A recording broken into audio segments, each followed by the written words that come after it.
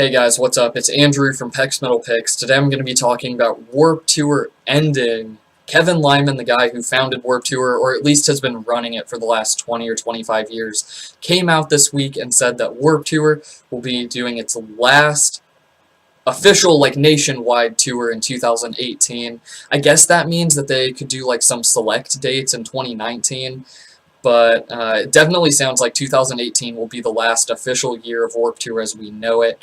So Kevin Lyman, like I said, the founder, did this interview with Billboard.com, and I'm going to go through it because Kevin has some pretty important talking points, and I have some opinions about the things that he said. I think some of them he got right, and I think some of them he definitely got wrong, or at least just didn't hit the nail on the head. So I'll go through.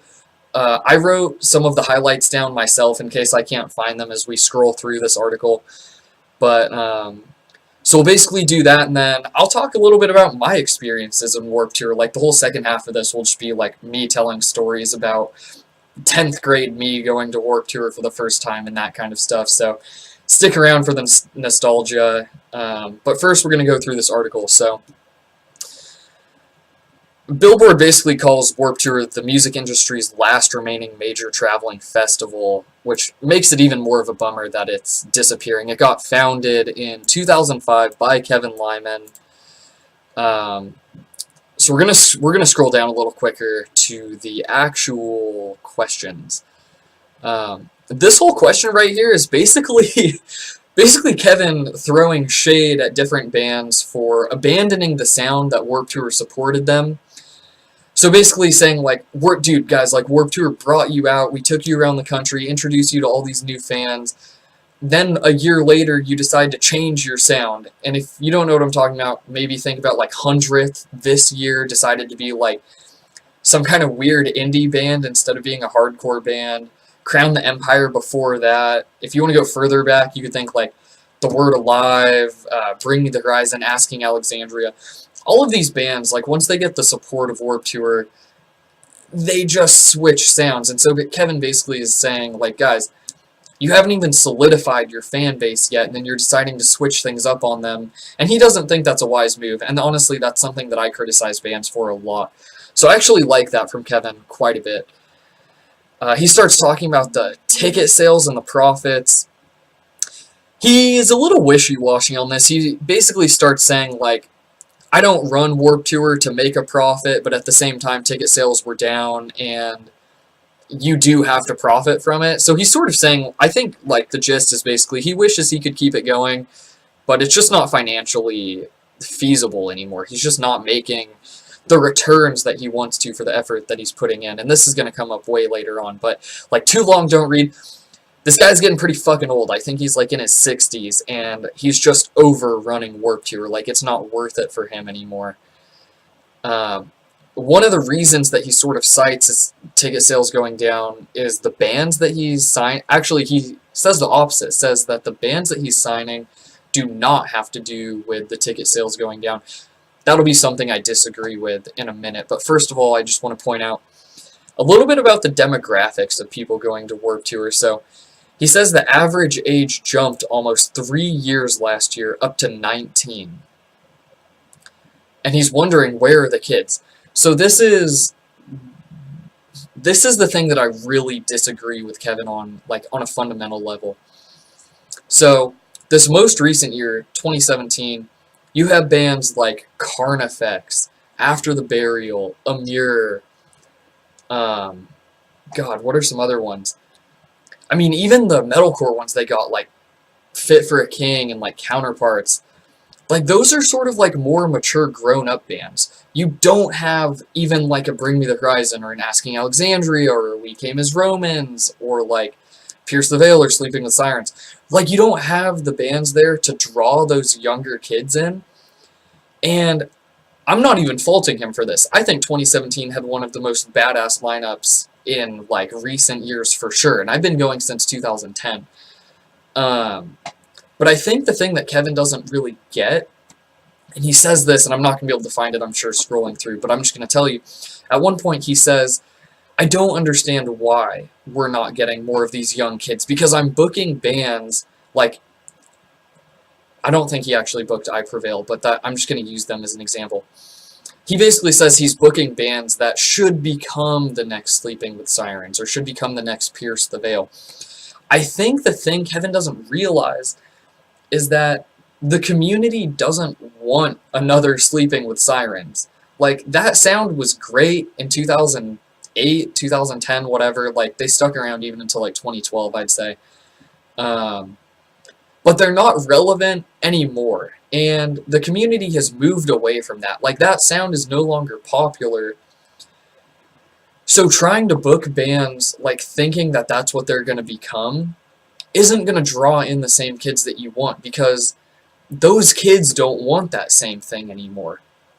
And I think that's just one of the things that he really didn't get, and still doesn't get. I'm sure nobody's told him this, and this is just my opinion, but I think that within the last, like, 7 to 10 years, the community has changed, and he's, like, still in this mindset of, like, well, this worked 5 years ago, why isn't it working now?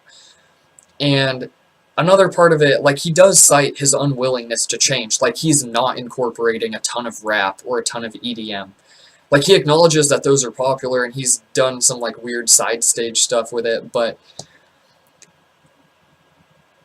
he doesn't want to change to that. And I'm glad that he's not changing it to an EDM thing. I wouldn't go to Warped Tour if it became some kind of EDM festival. But, like, within the metalcore genre, or the post-hardcore genre, he hasn't adapted to that yet. And I think that's what's really screwing him over when it comes to, like, the ticket sales and the average, like, demographic, especially the age of kids who are going. Like, where are the kids? It's like, dude, they don't care about that anymore. That's why they're not showing up. He gets into some weird logic that I just don't really think is, like, it's just honestly pretty fucking weird if you ask me. He basically starts talking about 9/11, like, no joke, like, let me try and find a quote for you. Okay, I mean, we've weathered those storms before, you know. I think there's a general ... After 9/11, we all feared one thing in the world. I think there's a lot of undertone to fear. I mean, like, I get that there's been, like, shootings at music festivals, like the one in France, and more recently the one in Las Vegas. I don't think that that's why teenagers aren't showing up to Warped Tour. Like, I don't think that they're like, fuck, dude, I might get killed if I go to Warped Tour this year. Like, I don't think that's crossing their mind at all. But I just wanted to point that out as, like, Kevin, you're kind of a weird fucking 60-year-old guy, like, on that thought. And maybe he's just, you know, I don't know. I don't think kids are thinking that. Maybe 60-year-old guys are thinking that, but I don't think so. He starts talking about sexual harassment a lot, which I think he doesn't give enough credit to as being, like, a detractor or, like, a negative thing of Warped Tour. Okay, you have the front porch step guy basically being a pedophile. The one year that he brought out all the YouTubers, like, in the middle of them having drama, like Brian Stars and, like, whatever the other 5 were that made that, like, weird YouTube collective that were, like, secretly they all hated each other. Like, Brian Stars is, like, 30 years old. You just know he's a weird guy. I feel like you're just inviting liabilities if you have people like that on the tour. Especially recently, like, there's been, I mean, I really hate even mentioning unfounded rumors, but I just saw a thing on Twitter about one of the guys in We Came as Romans. You know, like, none of them are founded. None of, you know, somehow there's no proof for these things, but, like, they keep coming out. And that's just a bad thing for the scene. Like, you know, I'm not sure if that's ever going to be somebody's, like, pure deciding factor for why they don't go to Warped Tour, but, like, there's way more sexual harassment, just, like, weird pedophile things going on now than any time in the past that I can remember in the scene. So, like, at some level that has to be a detractor. Like, it's definitely not adding to the scene. But it's weird, because I feel like Kevin, he sort of tries to, like, brush it under the rug and says that, like, hey, now, none of that stuff actually happened on Warped Tour. It was all, like, previous to it. Which doesn't really matter, but I just don't think that he gave that the credit that, like, he kind of just wanted to move on from it a little bit too quickly in my mind and didn't really give it like the proper like attention.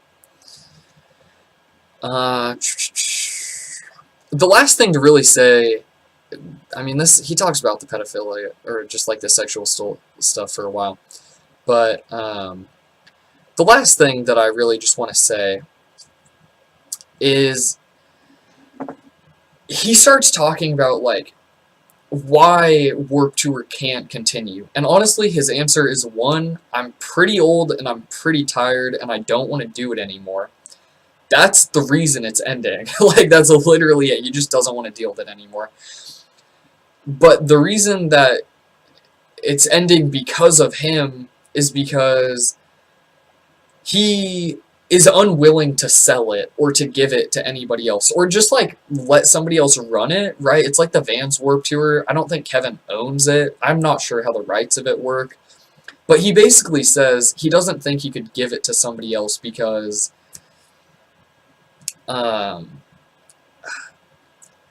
he doesn't think that he could not have a role in it if it were to continue. Like, basically, he said, if it continues, I need to be the one running the show. I don't think that I could let it continue and have me step to the side and, like, trust somebody else to, like, do everything.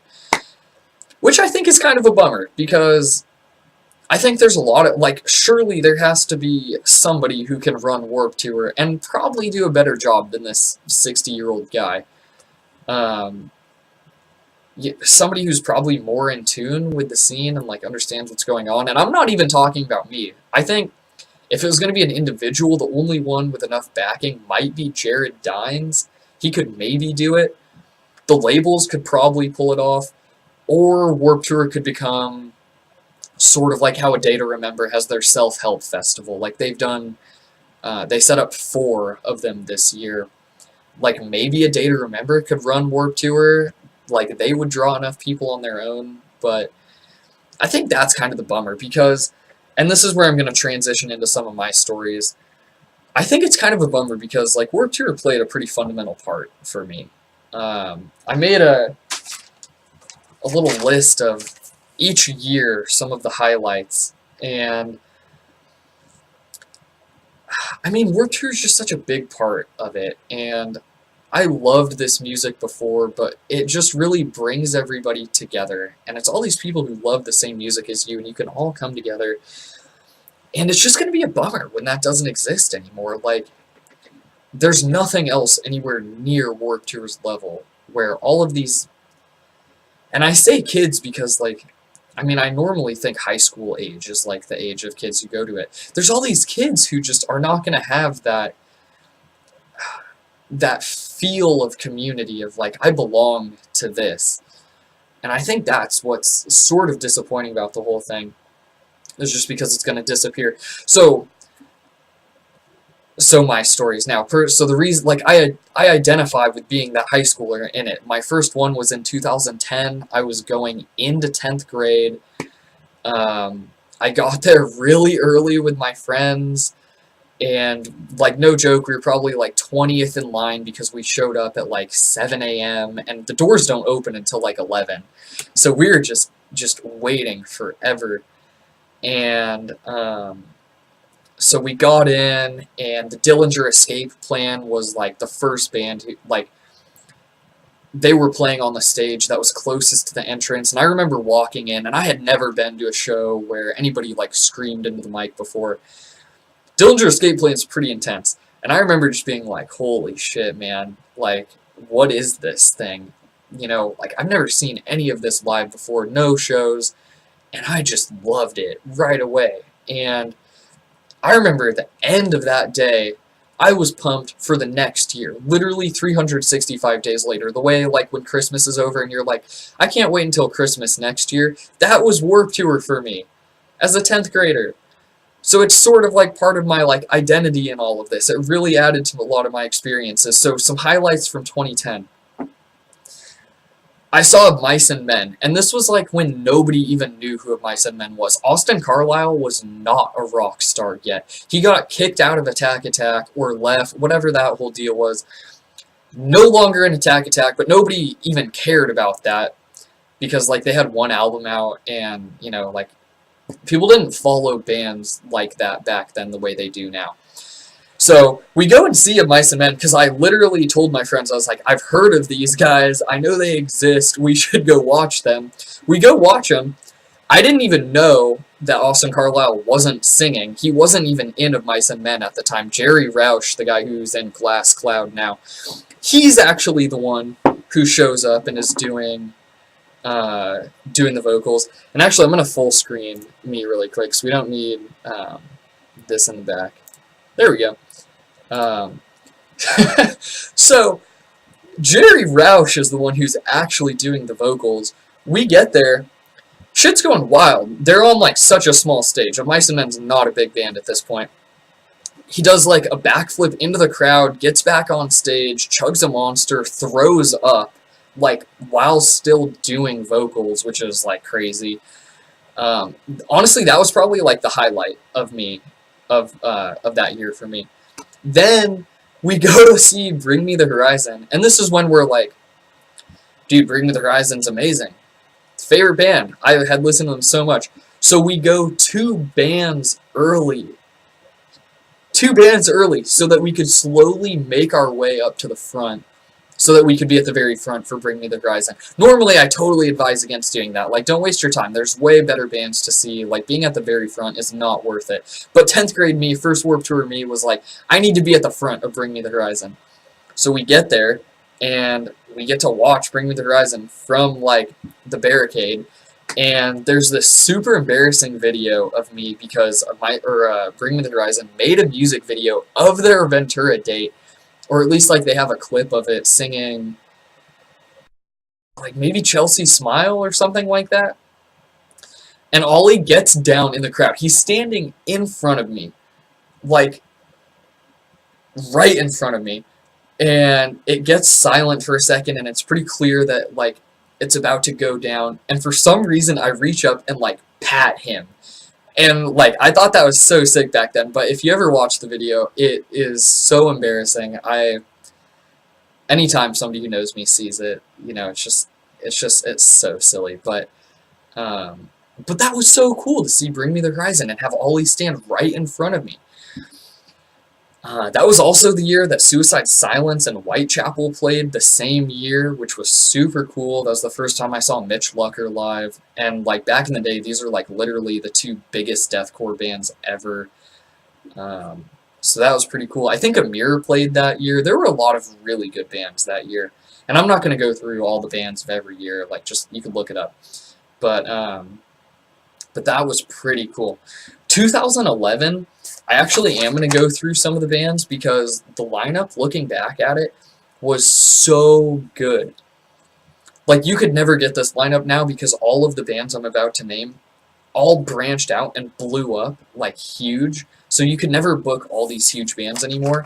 But 2011 had A Day to Remember, Asking Alexandria, August Burns Red, The Devil Wears Prada, Of Mice and Men, We Came as Romans, The Word Alive, Back When They Were Heavy, Woe Is Me, Miss May I, and Dance Gavin Dance. Oh my god, dude, that was so cool. I remember Devil Wears Prada they played pretty late at night, and then A Day to Remember came on afterwards, and they, like, had these huge, like, blow-up things, and you knew that, like, this was about to be official, because no other band gets cool stuff on Warped Tour, but they had these huge blow-up things that were, like, almost as big as the stage off to the side of it. And I've never felt unsafe at a show, except for maybe a little bit at this A Day to Remember show, because as they're blowing these things up and the band starts walking on stage, as soon as they start playing, the crowd just surges. And I mean, like, an ocean, man. Like, the people just became like water in the ocean, where you couldn't control anything. The crowd, no joke, would go, like, swing 20 feet to this side, and then 20 feet back the other way, because everybody wanted to be at the front or be able to see, and it was so packed. And you couldn't control it. And I, at one point, pretty quickly, like, within that first song, I remember this girl was, like, dragging her friend out of just like the fucking depths of the crowd. Like, they were closer up than I was. And nobody could even get out of their way. It was so crowded, you couldn't step to the side to let them through. Like, the girl was dragging the other one. The one being dragged was having, like, full-blown panic attack. Super claustrophobic, obviously. Just, like, needed to get out of there, and nobody could get out of their way. And that was the first time I realized, like, dude, if I fell down, I don't know if people could pull me back up. That one would have been a little sketchy. So that was 2011. Going into 2012, I don't really have any stories about 2012. I would say, like, looking at the lineup, though, this is when a lot of, like, the heavier bands sort of got moved off stage when they, like, the Monster stage started to become, like, dedicated to, like, the metalcore bands. In 2013, I saw Bring Me the Horizon again, so I've only seen them at Warped Tours. This was, like, around the time Sempiternal came out, I think, so they were, like, still sort of heavy.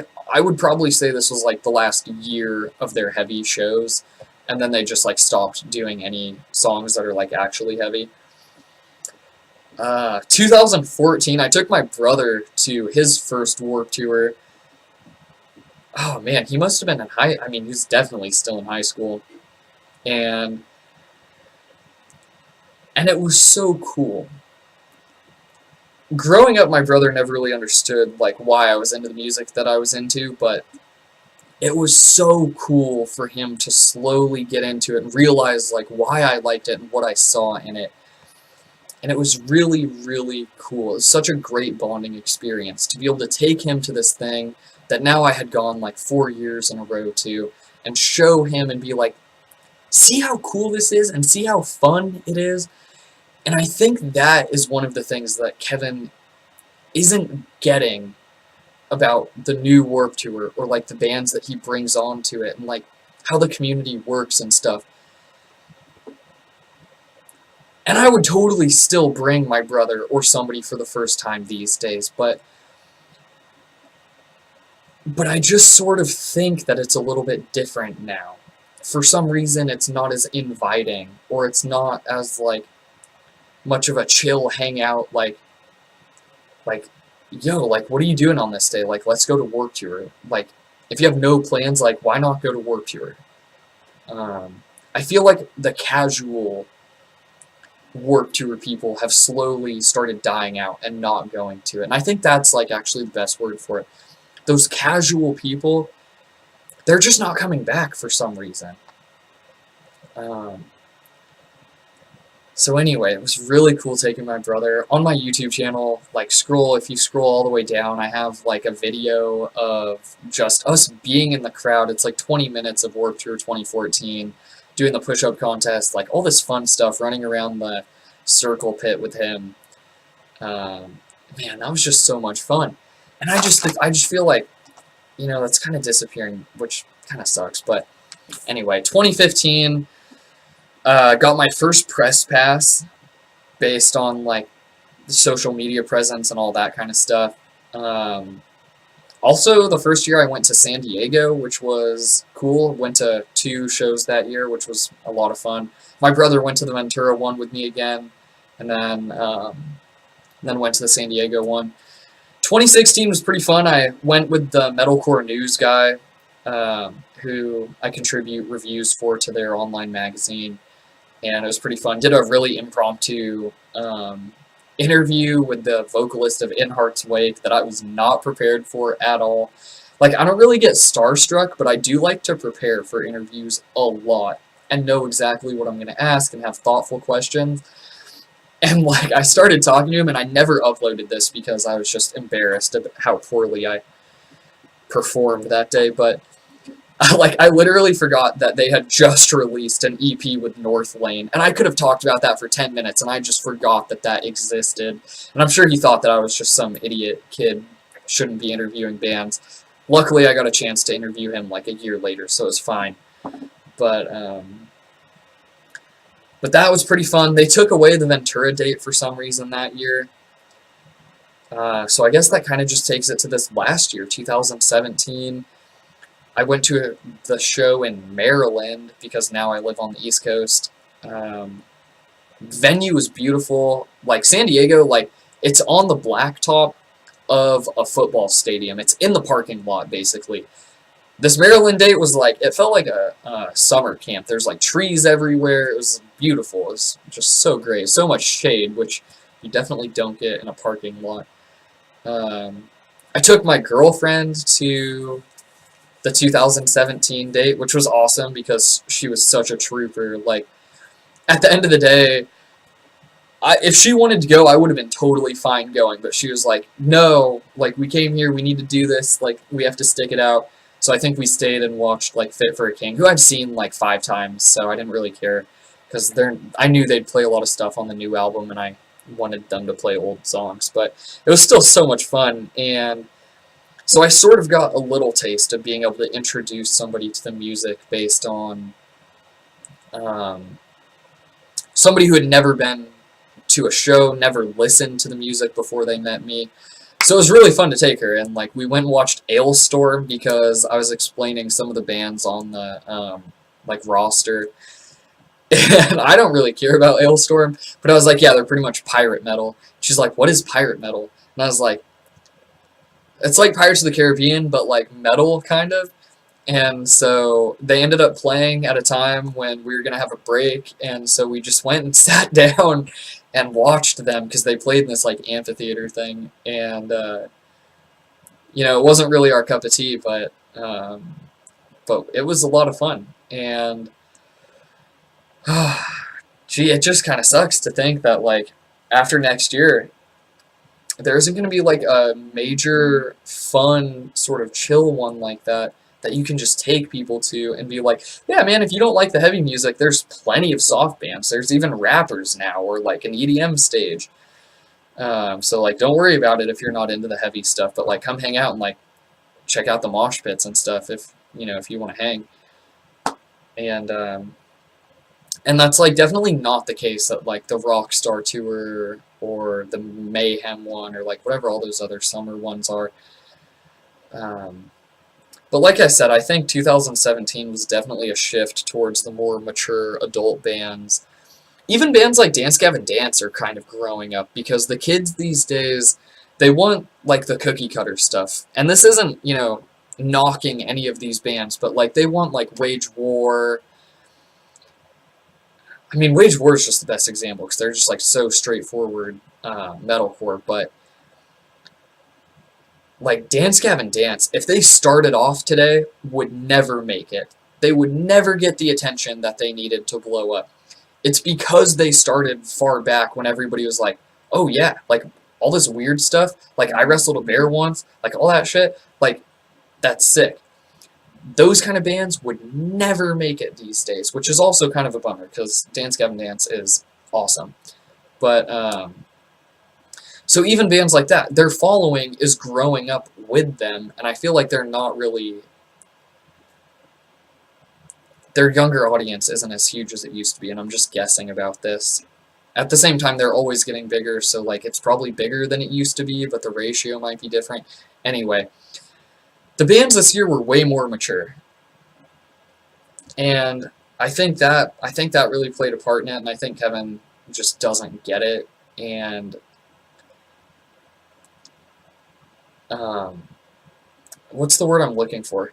He just can't see the error in it because he's, I don't want to say like so self-absorbed, but he can't possibly think that he's the one who's making the mistake that's like causing this to happen. He thinks it's some external thing, which like it partly is external stuff too, for sure. Like the community's just changing, but it's a little bit of him too.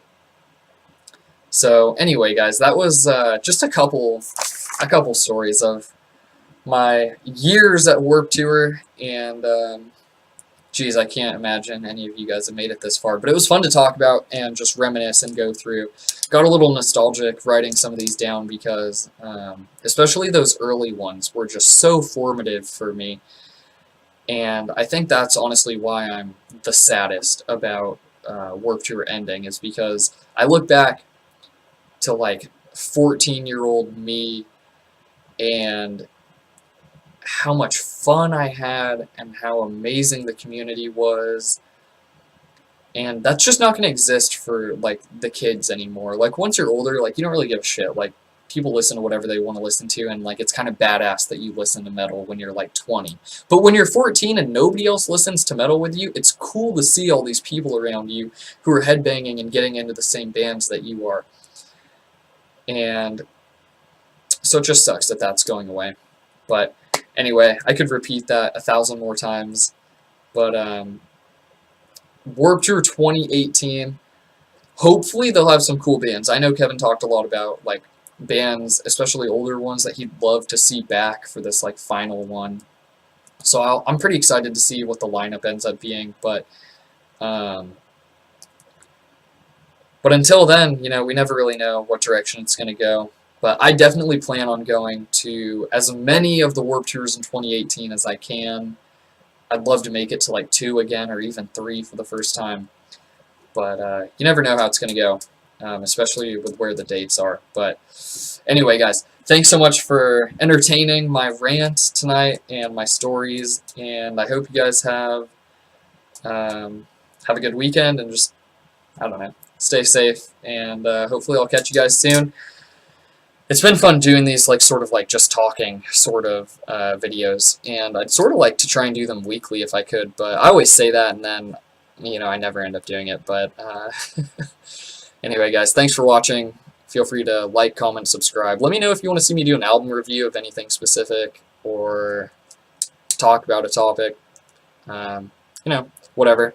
Just be fun to make content for you guys. So thanks for watching, and I'll catch you guys soon.